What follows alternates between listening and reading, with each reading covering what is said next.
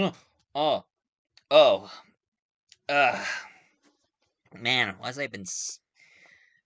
Sometimes when I'm going through a lot of deep reading, I get so tired fall asleep. Ugh. Anyway, hello, ladies and gentlemen, 'tis I, Michael A. Grimm, aka the Multi-Voice. I have many voices, but one opinion. And I knew I should supposed to be reviewing Archer, but I haven't gone this far in the series, so I will review it next week. But for now, I decided to just kill the bird with one stone. And the one I'm going to be reviewing for you today, I'm finishing off the Planetary. This will be the final story and the final review. And of course, after that, I'm going to have some final thoughts about it. So let's start with the Planetary issue 25, 26, and 27, shall we? Now, here we go. Now, on issue 25, now we deal with a certain character, which I did mention a couple of times. Stone. John Stone.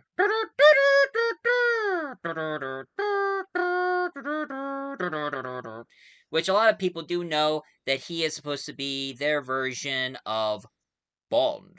James Bond. You know, tell you the truth, guys, I never got into the whole James Bond persona. I mean, like I said before, if I want to honor James Bond, I would like to talk with my Sean Connery impression. I'd have a gin martini, shaken not stirred, Miss Moneypenny. Which any bartender would tell you that ordering a gin martini, shaken not stirred, you pretty much be drinking a watered down gin martini because the ice will start melting from the gin. So it's better to order a gin martini stirred and not shaken. And of course, since I've heard that James Bond, sooner or later in the year 2035, James Bond is going to be in the public domain. So pretty much everybody's going to be taking the James Bond character and make their own version out of it, kind of like what they did with Sherlock Holmes.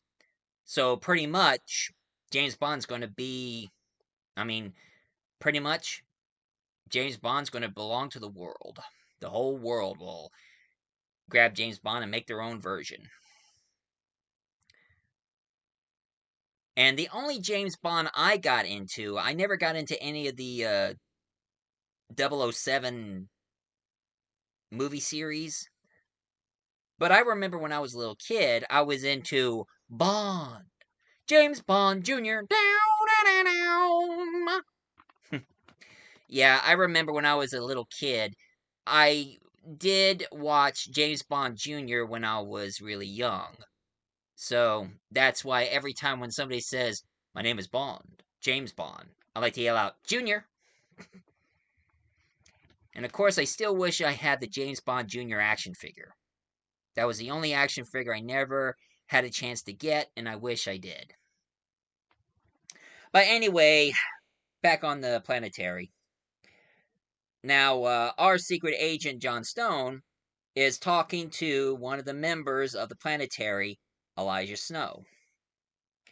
They both start talking to each other, and they notice that it was James Bond who got this other character that I mentioned before, Jim Waller, touch that item and start having this ship and superpowers. So it was John Stone who disguised himself as some mugger that that Jim was chasing after. And he was doing it by the order of the four, because the four were planning to touch the item, but he let some random person do it. And of course, Elijah Snow knew that he was under the four's control. And he also sent Chiquita Wagner, and a whole group of troops with them. and of course, they even mentioned that they got William Leather, and even though they even mentioned that William Leather is dead because of Elijah Snow giving him those goggles with spikes that penetrated his eyes, blinding him permanently. But I guess he must have died from the extraordinary pain he had. And then Drummer showed up, and he knew that Drummer was up to something because Stone removed one of his fingernail and pressed a button inside, and he multiplied himself, causing the bar to explode. So Chiquita just ran right through the wall, and of course, Drummer he turned on the mines and it exploded right in front of Stone. Now Stone, a couple of troops decided to go after him, but he picked up a bunch of dust and threw it, and the dust turned into fire. And when he was about ready to grab his gun, Chiquita kicked it out of his hand. And then Stone removed the skin of his gloves, and it looks like he had a mechanical hand known as the Devil's Paw. So Chiquita had a bit of a fight with Stone until she finally knocked him out. And then in the hospital, turns out that he was covered in bandages, his face is battered up, and his devil's hand was removed. And of course, John knew what Elijah was up to and knew what he was planning. And he did try to warn him that the Four planted a bomb inside his chest in case if he was discovered. But Elijah knew about it because Drummer sensed that something was inside him about ready to explode, so Elijah froze his chest in order to sustain the bomb. And then he talked to, and Stone tells Elijah how did the Four got involved, how they all became what they are now. Now, of course, the Four, I already mentioned about William Leather, the Johnny Storm of the group. But of course, and I will mention again, Render Dowling, the Mr. Fantastic of the group, who is evil. Kim Cusking, the Invisible Woman of the group, and also the one they also killed in space, Jacob Green. And of course, they talk about his origin. They were a group of scientist astronauts who went up into space. And while they went into space, they went into an unknown part of the solar system, and they saw this planet, which this one was really weird. Look at this planet. He calls it his new Earth, and this is the planet itself that they come across. Kind of makes you think of the Death Star, but no Death Star doesn't have a face. It kind of makes me think of the combined mix between the Death Star from Star Wars and, of course, planet Apocalypse that Darkseid lives in. But he declaring this planet is their new Earth.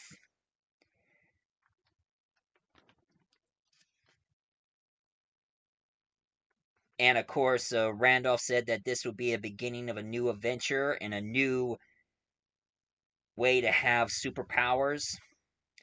And he told Jacob Green to go through this giant monolith in space. And when they're about ready to go through it, there's like this green beam in the middle. It formed a hand and it grabbed the ship, and that's when they all start having superpowers. A lot more different than the origin story of the Fantastic Four. Because I remember the Fantastic Four story from the comics, of course, where it turns out that they were a group of scientists. They went up into space. And some meteor shower of radiation went right through the ship, and it hit them. They crash land, and they started having superpowers. And that's the Fantastic Four for you. Of course, in this comic, they call Invisible Girl, Invisible Woman, Invisible Girl in this until they decided to change her name to Invisible Woman. Hmm.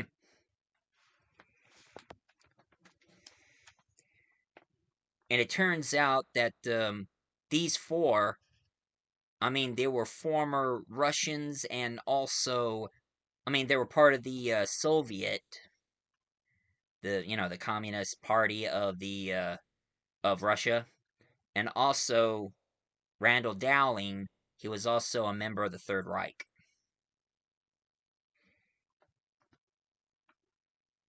And when they met this new planet, that's when they started having superpowers and trying to. It turns out that they were nothing but a puppet to the people in that what they call the New Earth, and what they're trying and their entire mission is trying to keep the status quo in the franchise and the universe, trying not to make sure there isn't any changes or anything. But the Planetary is there to keep the whole thing going to better society. So,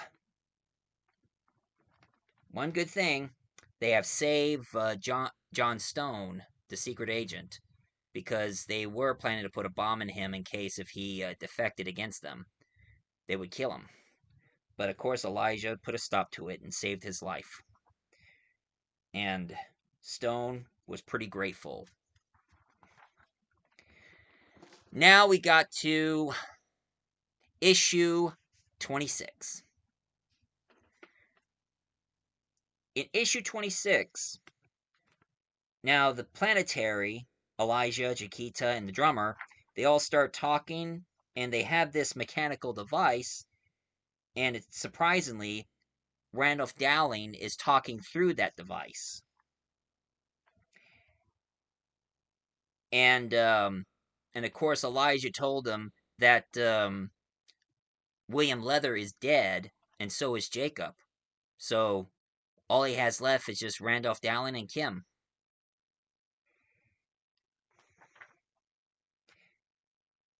And of course, Elijah did swear that this will be over and he will get rid of them.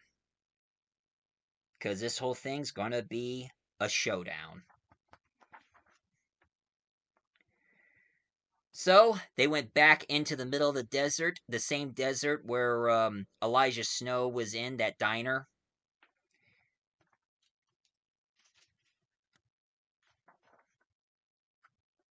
And out comes Elijah and the drummer. They both are standing in the middle of the desert until Randall Dowling and Kim showed up.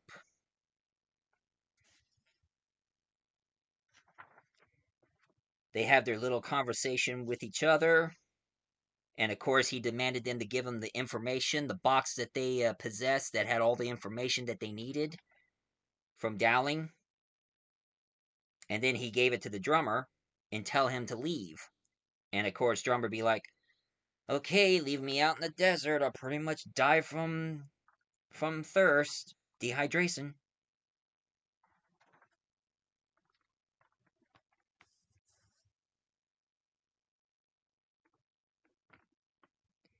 And of course, Elijah and Dowling, they both had their own conversation. And of course, he asked for a certain chip that they have with more information that they need.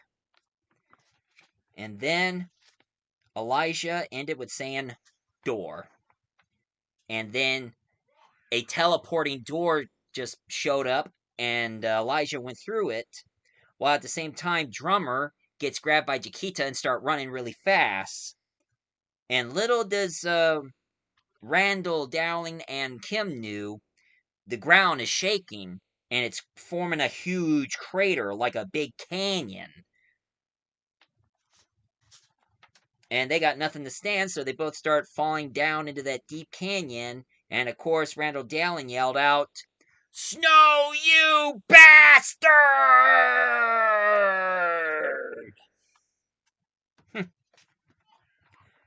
And coming out of that ground was, of course, Jim Willard's ship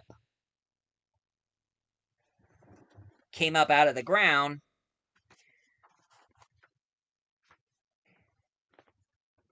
and now Elijah, Chiquita, and Drummer is with Jim in his ship.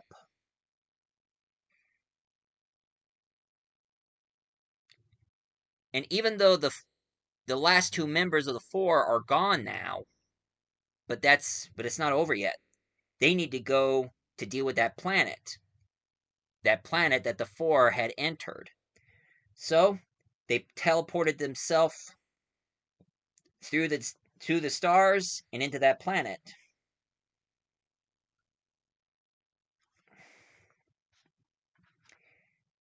And of course, Elijah teleported a door and tossed the remains of Randall and Kim. They're completely mangled and completely dead after that impact from the crater. And of course, gave them a message box telling who's ever in charge of that planet that their loyal followers are gone. So their chance of trying to conquer the universe is over.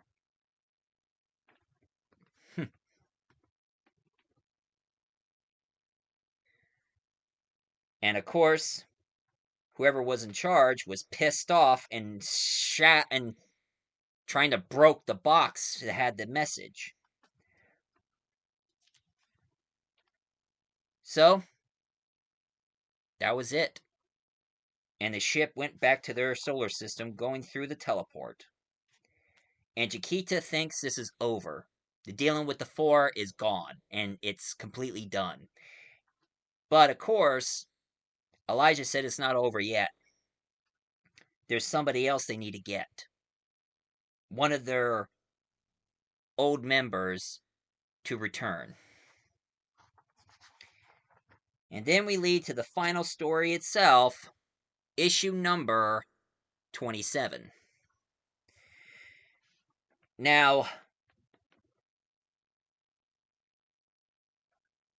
at the Planetary building in New York, Drummer is trying to tell every member who works with the Planetary on what to do because Elijah has a plan on trying to bring back their old friend who got wounded and now is in a stasis parallel pocket universe, which it is Ambrose Chase. But of course, Snow was trying to get in a hurry and trying to get his friend back. So he walked all the way to meet Anna Hark. And Anna Hark tells him you need to calm down because sometimes some things cannot be rushed. If you keep rushing things, it will be disastrous. And then Elijah Snow went back to the hospital where he meets Dr. Alex Brass and asked him how are the legs, and he said a lot better now, thanks to him. And of course, Elijah said good. And then they start talking about ways on trying to get their friend back. And of course, Drummer's trying to calculate it while they're just sitting around listening and see what. It turns out that Ambrose Chase, he's in a parallel pocket universe in the future, and they need to bring him back into the present in order to help him and save him. So that's the only way they can do it. So they went one of their top secret lab bases and trying to get everything organized, everything in order, and even get the med team ready and all the scientists ready. And when they're trying to get this whole thing calculated and everything set up, and of course, Elijah checked in with Chiquita, and Chiquita's wondering what's wrong, and she says she's bored. Why not wait a little longer in order to save him? And he said, if you wait any longer, what do we should expect? Wait until his wife dies and his daughter gets old? we need to save him now before it's too late. And of course, Elijah offered her something to eat. And she was like, "No, I'm not hungry yet." And then Drummer got the machine ready, and then this huge beam showed up, and it's about ready to take the form of Ambrose, but not enough power. Needed to get it going. So now they have to restart again and make sure that he's there.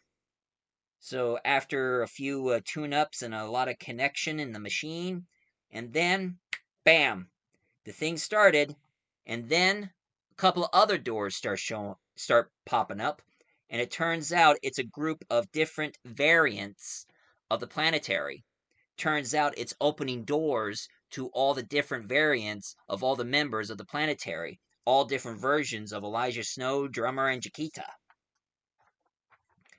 And they're just there watching them to see if they can succeed. And while they get this one portal ready, the machine itself was about ready to separate, was about ready to fall apart, but the Chiquita jumped up and hold the machine in to make sure it doesn't go any further. And then when Drummer says phase 2, and then the machine exploded and it shattered into pieces.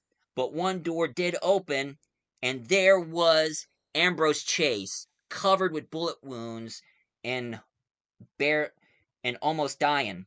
So Elijah said, "Medic team, go!" So all the medic people tries to walk up to him to check into him. And when he was staring at all the different variants, he wanted to know what they're all doing. And then there's this other variant of Ambrose Chase showing up, and the reason why he showed up late is because he was trying to do a bit of a joke, see if they were able to succeed or not. But he knew they would succeed. He just liked to show up late as a little game to them. But anyway, the medic had checked on Ambrose, and he made it. And Ambrose wanted to know about his family, and he told him that he's been gone for like he's been gone for for like 4 or 2 years, 2 or 4 years. But of course, Ambrose says 40 years, and of course, Elijah said, "Don't be a smartass." And they also asked him about his family. He said they're fine. He's just happy that the 4 is gone and Ambrose Chase is alive, and everything is now back to normal. And of course, he sees all the different variants went back to their dimensional doors, showing to see how they all succeed, and they did great. And that was the end of the Planetary. Now, of course, this is like, I focus more on their story throughout the book because after they were done with the series, they decided to do like some side stories, which there are like 3 of them. One side story they did the Planetary meets the Authority, and I've mentioned about the Authorities before. They're like the version of the Justice League who are judge, jury, and executioner.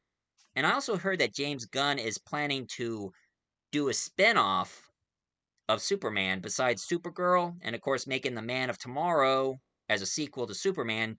He was also planning on doing The Authorities, where James Gunn's taken the comic book from Superman versus the Elite, but let the elite be the authorities, since the authorities are a group of Justice League-like team who are actually judge, jury, and executioner.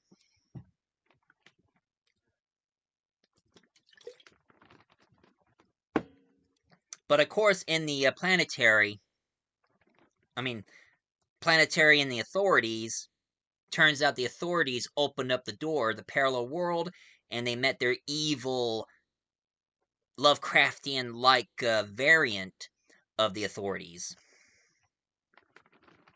And then all of a sudden, DC owned the rights of Wildstorm, so therefore now Planetary is part of DC, just like on my graphic novel, it has the logo of DC, but every time I open the book and I see their cover, they always have the Wildstorm logo in their covers.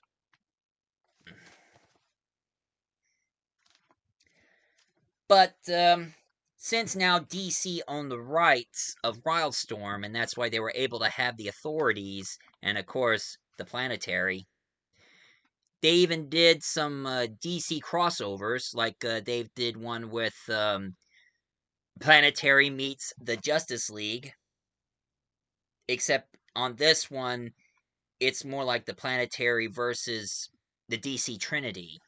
You know, Superman, Batman, and Wonder Woman. And then they did the Planetary meets Batman. On this one, the Planetary meets Batman, and he starts transforming into different variants of himself. And that was the end of Planetary from my graphic novel I got here. Final thoughts. Well, to my opinion, I say that the Planetary is more like a metaphor about franchises in the world we live in. I mean, you know how some people are. Um, there are some people who do like a remake or reboot of a certain franchise, and they only change it to make it interesting for us the diehard fans. And of course, there are other kind of fans who hates the change and want the story to stay the same. So, pretty much, the Planetary are more like the better the society of the franchise in the universe in the comics, while the Four are like the ones who don't want to better our society. They wanted the status quo, so that's why they go around killing things that would change certain universes. They're trying to make the universe the same, while the Planetary, they try to keep the peace and accept the change, but not too much. Now, of course, to me, I do like certain change on certain franchises, but if I start noticing that some of the stories are be a bit much or too old-fashioned that it gets boring, I would accept the change. I mean, I do accept the idea that Christopher Nolan's Batman is more like Batman in the reality world, so there's nothing supernatural involved. And of course, Zack Snyder, he's trying to make it more darker in his own version of the DC universe. DC Cinematic Universe. And of course, the Arrowverse is trying to be a little faithful, but in a different, but take a different perspective in the Arrowverse. And the same thing goes with the MCU. There are some things I like on the MCU and some things I don't like.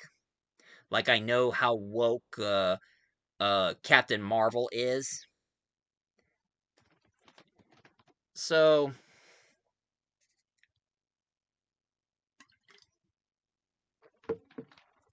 but of course, when I make my own version, my own universe, like when I create my own Flash and Buckverse, I kind of make my character want to be more updated and, I mean, try to be a little faithful to the original franchise, but do a little change to be more updated.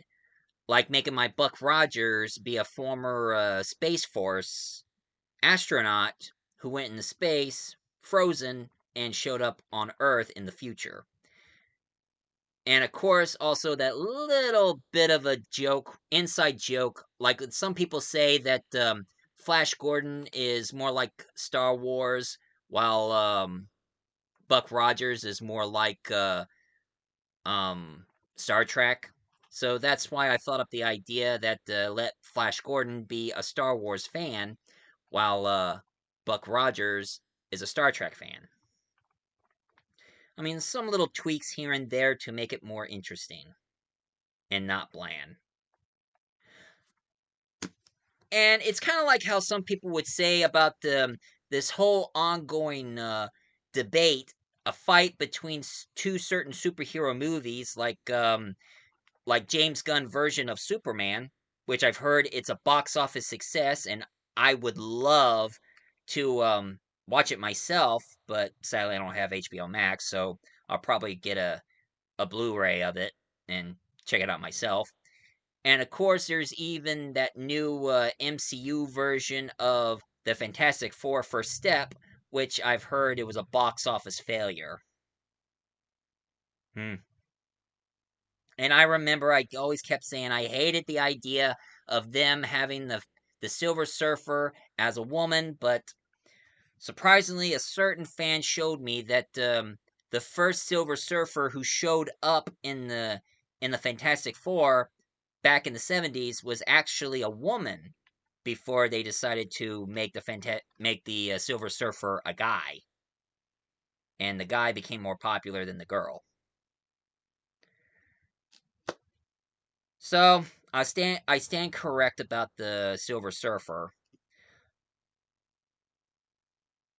but I'm not promising anything because I've been avoiding the MCU every time they kept making more movies and hoping them for be a success, which they kind of be disappointing. I mean, I always would love the Guardians of the Galaxy, and I do love Deadpool and Wolverine, but I don't know how far they're gonna go on the MCU. I just don't know. But one thing I think they should have done, since now the Planetary is part of DC, and they dealt with the Four, why not what if the Planetary gets involved with the DC version of the Fantastic Four? And believe it or not, the DC did do a comic book where it's like a DC version of Fantastic Four, which I like to announce. It is the Terrifics. That's right. There is a DC version of Fantastic Four called the Terrifics, and it's led by Mr. Terrific, the smartest guy in the world who has these orbs that moves around. I mean, he is the smartest man in the DC universe. And so he's supposed to be like the Mr. Fantastic of the bunch, the smart one who organized the group and all. And of course, they have Metamorphose, who is a shapeshifter and form into any mineral or solid things. I mean, he's a big shapeshifter who can shape into any kind of substance. So he's pretty much be like the thing of the group. And then we have the character that most people compare me with, Plastic Man. He's like the comic relief, sort of like the Johnny Storm of the bunch. Even though he has the same powers like Mr. Fantastic, he stretches. And of course, their invisible girl of the group, Phantom Girl. And I guess she's supposed to be like some ghostly super. I mean, I don't know much information about Phantom Girl, but one thing I do know for sure, she can make herself invisible just like a ghost. That's why she calls herself Phantom Girl. So she has like a ghostly supernatural ability. And and one thing I think that the DC should try, they should try do a comic book where the Planetary gets involved with the Terrifics and even hint that they're the ones behind the Terrific organization. I mean, since they got rid of the Fours, they need a group that pretty much take their place, but for a good purpose. And Elijah Snow talks to Mr. Fantastic and let the Four be part of the Planetary. Food for thought. But anyway, this is my review for today. If any of you love this last part of the the Planetary, please leave a comment down below, hit like and subscribe for more. And if you haven't caught up, I made a playlist so you can watch the entire review of the entire series of Planetary, so you can get the whole story, so you can keep up. So, I'm Michael A. Graham, aka the Multivoice. I remember so I can jog your memory.